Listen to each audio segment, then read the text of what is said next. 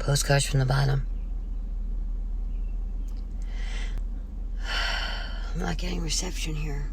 Why aren't I getting reception here? What the hell is going on? You guys, I want to do a video, but it keeps going off. I don't know what the hell's wrong with it. Now I'm like on top of the library again. I'm molesting the library. I don't know what else I can do. Does anyone have like one of those huge old school antennas I can stand on the top of my car? But I don't really want to talk about this topic on the top of my car in Wilmington early in the morning. I was hoping to do this blog post when everybody was sleeping. That's why I prefer the nighttime, because some of the topics are things I wouldn't talk about in front of others, and I don't want people to see me with the hand motions and everything, because I do the whole hand motions. I think I told you guys once, they tied my hands behind my back in acting school, and they said, let's see if Jessica can still talk.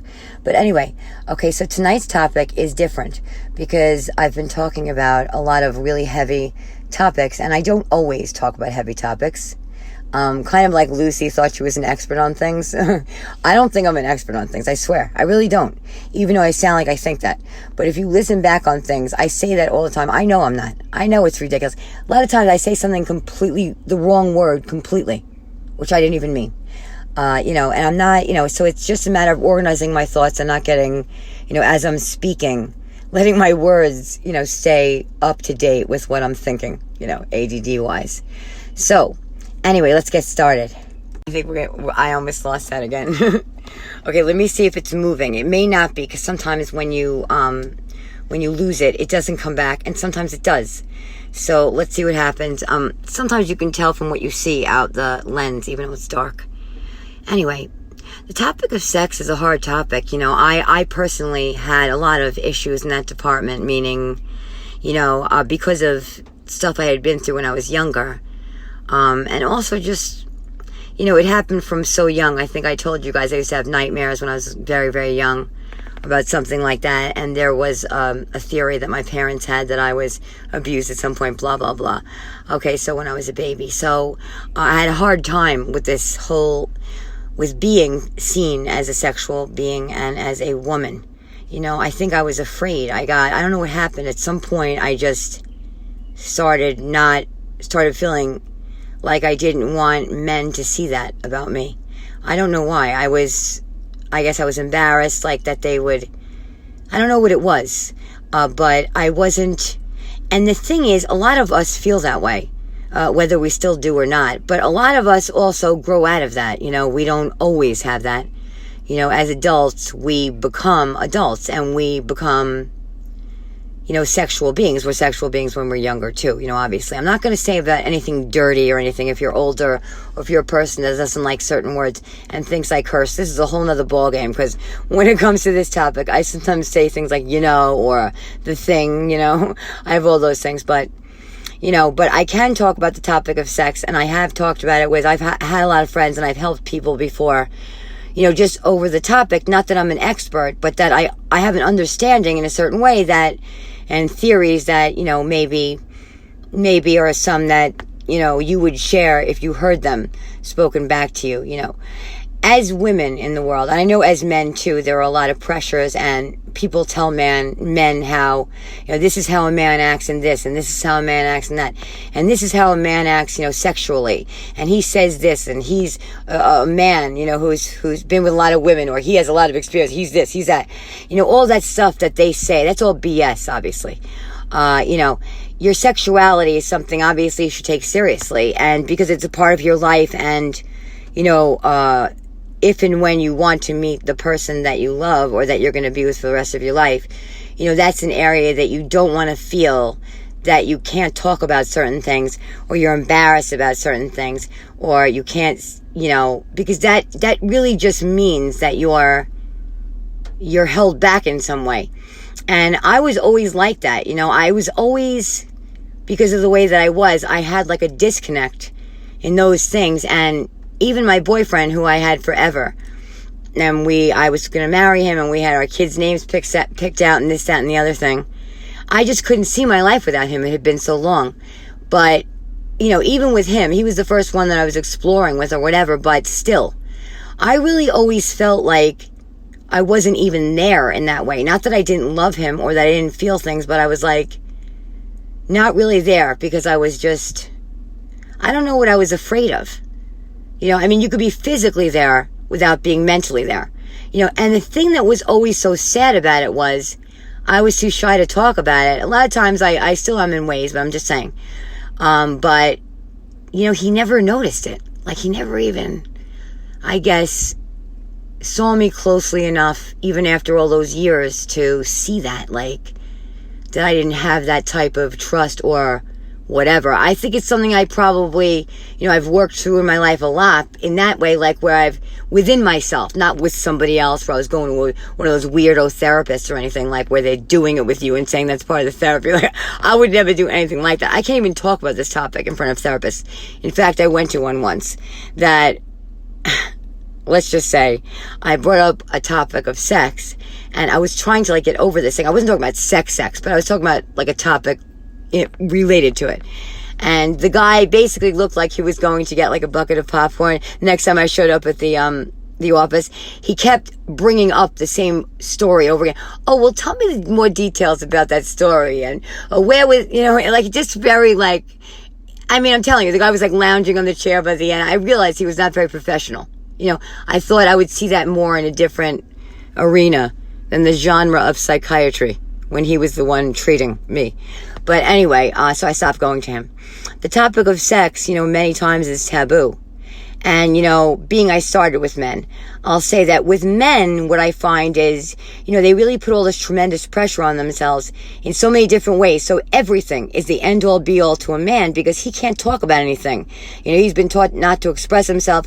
And, you know, men say things to each other, tease each other about things, but they really just don't understand those things. And I think it's important that they do so they can, like, get over it and just not think it's such a big deal, because when it becomes so detrimental, then it can become a big deal. You know, it can become an issue.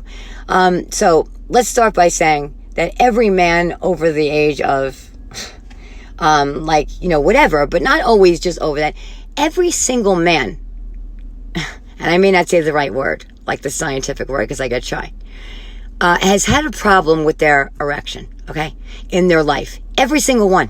It doesn't mean it's not working. It's not this. You can't do this and that. That's all BS, okay? And if a woman is like that, she's a fool. She doesn't know, okay? And then she's just a moron. Get rid of her. But the point is, it's mental. Like I always said, if I was a man, I would have been impotent completely, 100%. Because I'm always in my head, as you can see. You know, you can understand why I got that theory. But so I was also disconnected, you know, as a woman. So all those years into like my 20s, and then I was so heartbroken over him, I tried to like be that woman. Like I moved to California, I called my mother and I said, that's it, I'm done. And she was like, you know, she was like, oh, that sounds interesting. I was saying I was going to try this and I was going to do that, but of course I didn't, you know. I said, I'm giving up men, I'm going to try just women and this and that. But, you know, you are what you are. You are always going to be attracted to what you're attracted to. You know, and sometimes that attraction gets in the way when you're with a toxic person that maybe you're attracted to because of some other deep-seated reason that it, you know, it sort of stimulates you in some way that's home to you, but also, you know, sometimes painful experiences and trauma and things that we're holding back are tied into sexuality. And that doesn't mean that we're deviants, or that we're, you know, that the guy's a rapist, this, that, and the other thing. You know, that's the other thing I was getting to. Okay, besides that. Okay, so that we should all get over.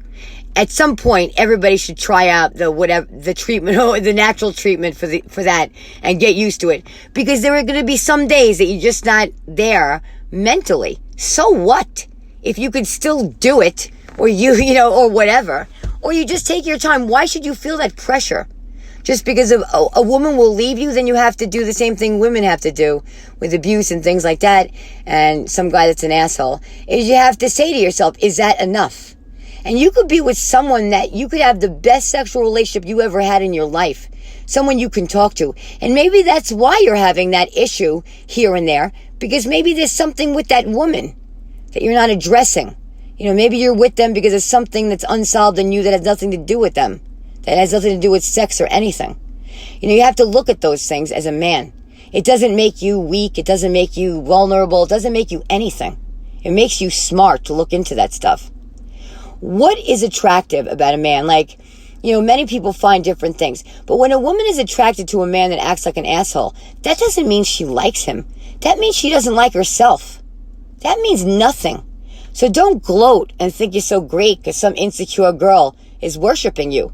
She hates herself. That's why she likes you. Maybe there's something wrong with you. You know what I'm saying? It's like you can't always look at it like that. So I don't know if I'm still getting reception, but that's the other thing about men. So what I was just going to say was about men is, I think with men, obviously the thing with they can't, hug each other and this, that, and the other thing. First of all, and the last thing is, you don't have to be afraid as a man. There are men out there that are not homophobic, but maybe they're uncomfortable, with their friend that's gay or something like that, and they get nervous. Or if the topic of, a friend that's gay or somebody else and the possibility in a, just in any hypothetical situation, being, a man comes onto them, you don't have to punch a man in the face. Let me tell you something. If you're punching another man in the face because you think he's gay, everybody knows you're threatened by your own that you're either a homosexual or you think that everyone's going to think you're a homosexual if you're not mean to that guy. That is the most ignorant crap ever. Somebody taught you that and it's not true. It's just like some girl that you're not attracted to. She may come up to you and say, hey, or maybe say, oh, what are you doing tonight? And you say, oh, nothing, I'm waiting for my girlfriend. Whatever. They're not going to throw themselves at you. Somebody being gay doesn't make them like a crazed sex fiend. We're all human beings. It's like, you don't have to be afraid, and you don't have to punch them in the face. That was a Freudian slip or a slip that I made there. I'm not saying that everybody that's afraid or uncomfortable is a homosexual. Of course not. I'm just saying that, if you're concerned about the other guys thinking this and that, you can handle it like this. You handle it like that. You show them that you are not threatened by your own sexuality. You know who you are. You're straight. What's the difference if that guy's gay? What's the difference if he's barking like a dog or hanging himself up or he's straight and has 2 wives or this, that, and the other thing? Whatever. How does that affect you, So anyway, and the last thing I would say about men, which is the one thing that maybe is the thing that, I think that a lot of people don't admit to themselves, and maybe a lot of men don't really talk to their wives about, because, that's even hard. Even when you do have an open sexual relationship and stuff like that. I've always found it very hard to talk about that stuff. I mean, I get very uncomfortable or shy or whatever. It's hard. I can't even, I've definitely, in terms of being comfortable with myself, not, with another person, but I've gotten better.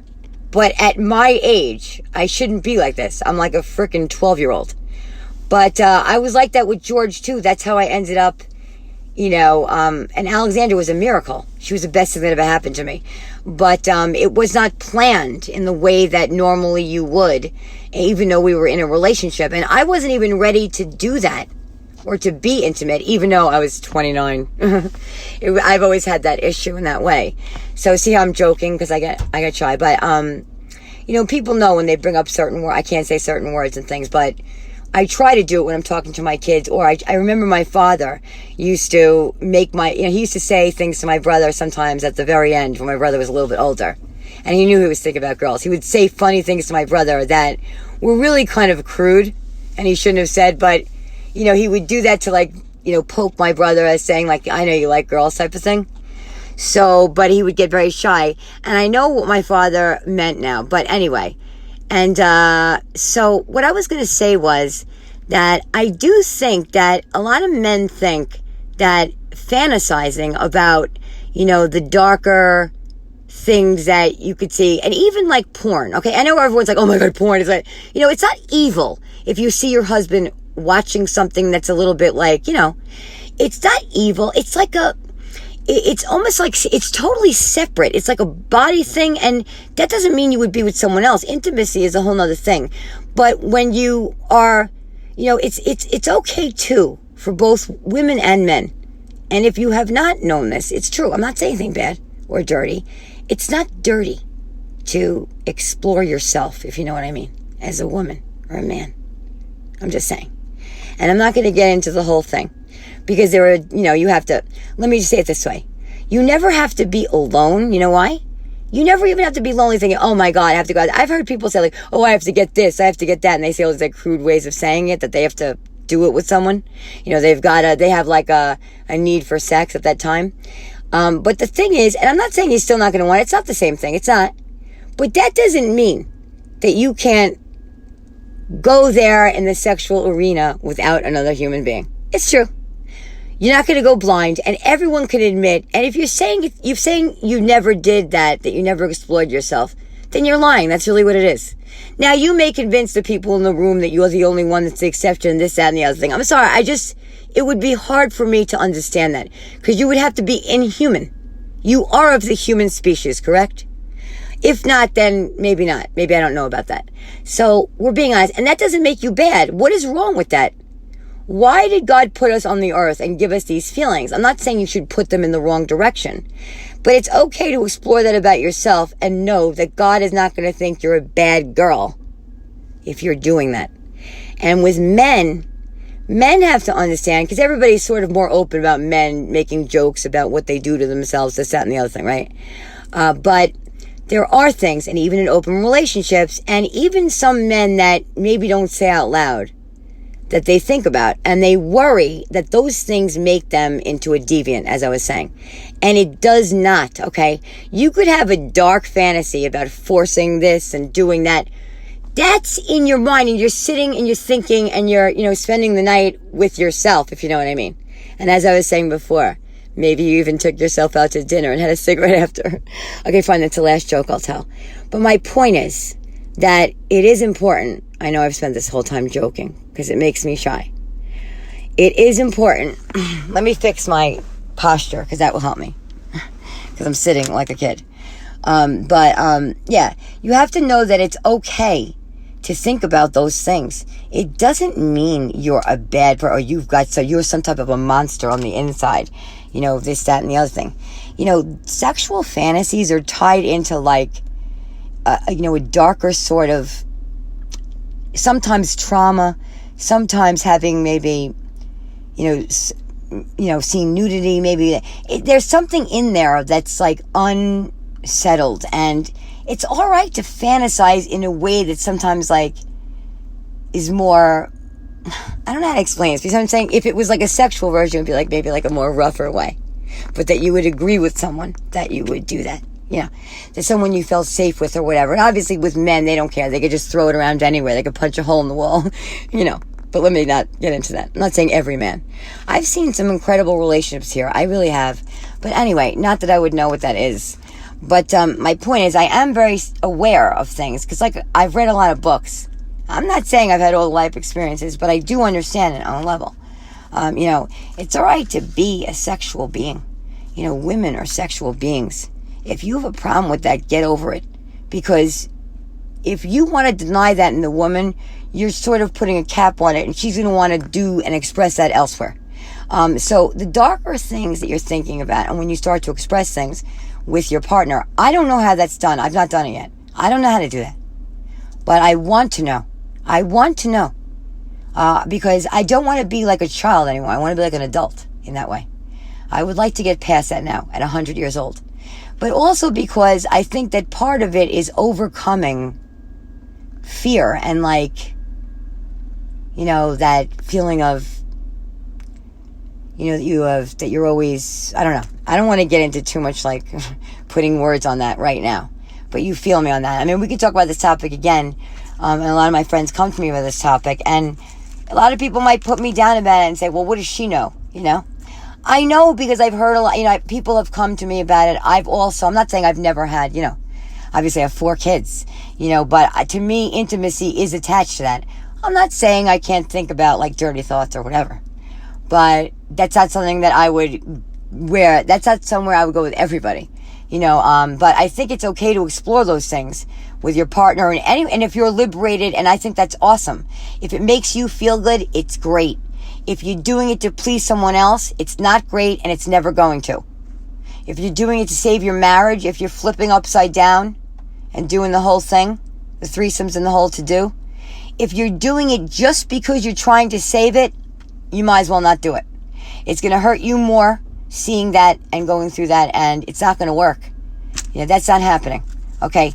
It needs to be addressed on some other level. It's just, I guess we all have to start talking to each other, because that really is the ultimate goal. What is love? It's not sex, but sex is part of that, right? Sexual attraction, feeling safe enough. And that's always been my thing, to feel safe enough. That's why I always felt like a kid in that way. That kid was never safe enough to, I guess, grow in that way and to become, that's when I developed eating disorders, when I was younger. And the theory is with eating disorders, when I read up on it, was that at that time it was anorexia when I was very, very young. And that's not even close to where I've been in many, many years. It went elsewhere, over the top, the other way. But with anorexia, the theory is you're trying to stop time. That your body is changing at that age and that you're becoming a woman, and that scares you, and you sort of stop that by, if you deprive your body and starve your body, it loses those things and you start to look like a child again. So it's really like a very sick thing. It's not about fat or not fat. That's what people don't understand. It's about control. The anorexic is the one waving the flag and saying something's wrong in this family, and it needs to be addressed. But an anorexic is also a person, like myself, all those times that was afraid to show that I was a sexual being, or that it was easier to be the funny girl, to be, in front of someone, or to be, the friend, because then I wasn't in a position where I had to stand up to that fear and handle it. And when I did have to, I definitely got close to Jordan, my boyfriend, who's the one for me in that way, where I felt safe with him. But then in the end, what happened? I didn't feel that wasn't such a good idea. I didn't bet on that right. But, I'm not going to say he was all responsible. I had these issues, and, I didn't have confidence. I was a little girl, really. And in a lot of ways, I still am stuck there at certain moments when I get afraid or I get shy or uncomfortable. But it is what it is. Women are sexual beings, and men too. And it's okay to think about those things. It doesn't make us disgusting. And it doesn't mean God doesn't love us and thinks we're, and how could she be talking about this? I'm not worried about, God thinking bad of me. There's a body for a reason. That's what God made us. Whether or not people are chopping that off in other countries so women can't feel, that's something else. That's control. That doesn't mean they don't. So let's get past that now. Tell your wife or your significant other, or, don't let them feel shame about that topic. Ask them what they're feeling and if they want to try something else. Because maybe there's a lot they're not telling you. And I'm sure that would bother a lot of you too. So, and if you're treating her badly or whatever, you do have to think about that stuff, Women don't, if your wife is if she at one time was sexual and is not anymore, there's something there that needs to be solved through talking. And when you do that and you get that closeness, that will come back. That really is the only way to do it. It is. But if there are things in the way of that, where where you're very different, one is incredibly intense and one is fun, too fun or whatever, meaning where you can't connect on that way, on that deeper level. Because sometimes love isn't enough either. I learned that too. As lucky as we are to have love. Love is not enough. You have to be okay with the other. I loved this one and that one, but that doesn't mean they didn't hurt me. I love my brother. We used to fight. He used to hurt me. Love is not enough. You don't want everything like that in a relationship. So, I'll leave you with that tonight. Sex is not a taboo topic. Obviously, I talk about sex. I'm a human being. I think about sex, and everyone else can say that here. It's okay to do that. Okay, and we should stop shaming each other. Most of all, it's women shaming other women. And a lot of times it has something to do with, many things has something to do with, not even anything has to do with sexual stuff. You walk into a new neighborhood, like these clothes I'm wearing. A lot of times people think I look like a whatever. I've said that before. And when I walk in, the other night I went to a function.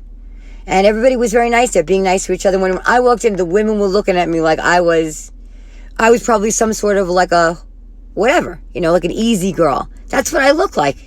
And I can't help it if I look like that, but that's not what I am. If you're going to judge me in that way, that's what it is. And take it that way then. Those women are ridiculous. They're missing out on people when they think like that. And men too, if they think like that. You may have been taught that because you're from a certain demographic, but that's not always the case. Don't assume to know somebody. You don't know until you check. That's a thing. I've learned that too. So anyway, I'm still working on that in my life and on finding that, that type of safety, that best friendship with someone. I don't have to be like ripping their clothes off every 5 seconds. It doesn't have to be like that. Because that's not enough of a foundation. You really need to be on the same level. It's not even just have interests in common, but that's for sure. Okay? The whole we're so different, it's so interesting thing wears off. You need to have something in common. That person needs to be able to listen to you. And when it comes to sex, it's all about communication. Because it is a part of you. Don't deny it. Don't wait till she goes away to experience it with someone else. If you are uncomfortable bringing it up, maybe ask her about herself and bring up the topic of, do you ever think about that? I want to make sure, that that you can talk to me about that. And then she'll maybe be like, it sort of falls in line with her saying, well, same with you. You could always tell me, and then the next time you could bring it up again, and again, it's not older people. Don't listen to them. Sex is still on the table, okay? I don't care. It doesn't make a difference how old you are. There are ways, okay? There are ways of being intimate, and you can do that. And you can even do that by yourself. Don't let anybody make you feel dirty about it. Postcards from the bottom. That was my conversation about sex. Good night. Good day. Good morning.